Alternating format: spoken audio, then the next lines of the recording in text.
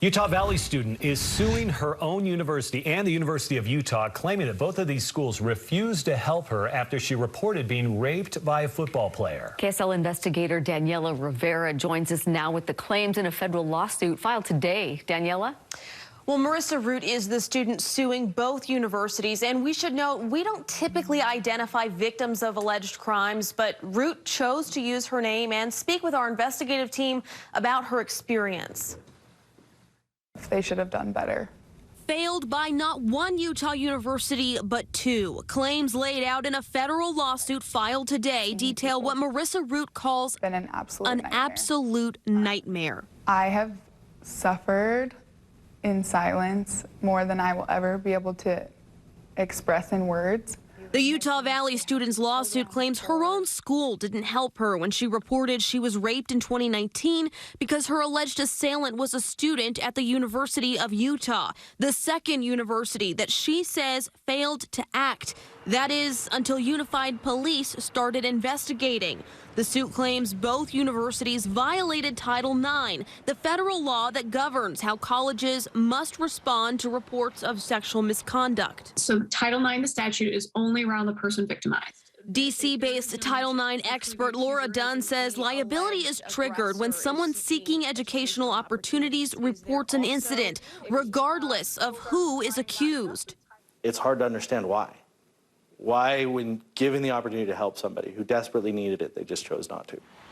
In response to the lawsuit, UVU issued a written statement that says, in part, we disagree with the claims in the lawsuit, but to respect the privacy of those involved and follow federal law, we will not be discussing the specifics of this case. Root's lawsuit doesn't identify the U of U linebacker by name, but the information provided lines up with a criminal case against Sione Lund, a now former U of U linebacker charged with rape. Root told the KSL investigators she believes the university's initial response was an attempt to shield an athlete from accountability. Very clearly explained to me that they protect their students. They didn't ask me his name.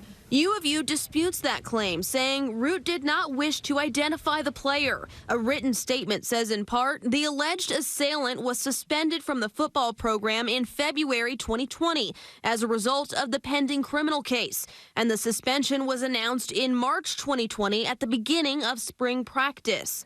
Root's lawsuit is one of two filed this month, accusing Utah universities of mishandling reports of rape by football players. Why does it seem that athletes receive special protections? It is a trend, and I, along with several others, are sick of it. There is no special entitlement for student athletes to get away with sexual violence. They should be held not just to the same standards, but arguably to higher standards because they're representing the school in the public space.